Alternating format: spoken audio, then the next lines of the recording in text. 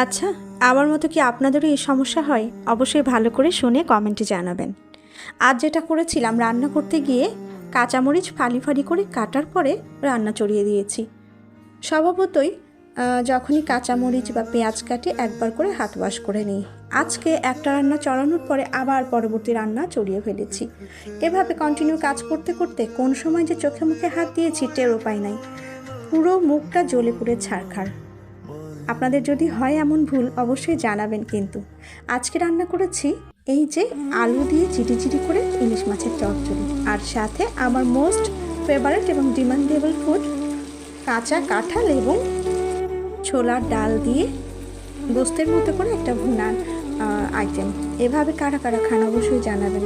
ছোট থেকে মার হাতে এই খাবারটি খেয়ে এতটাই অভ্যস্ত হয়ে গিয়েছে এবং এতটাই পছন্দের যে এই খাবারটা দেখলে আমার আর কিচ্ছুই লাগে না। তো এই খাবারটা আজকে রান্না করেছি, খেতে অসাধারণ হয়েছিল। কারা এভাবে খান সেটাও কিন্তু জানাবেন। শুভকামনা।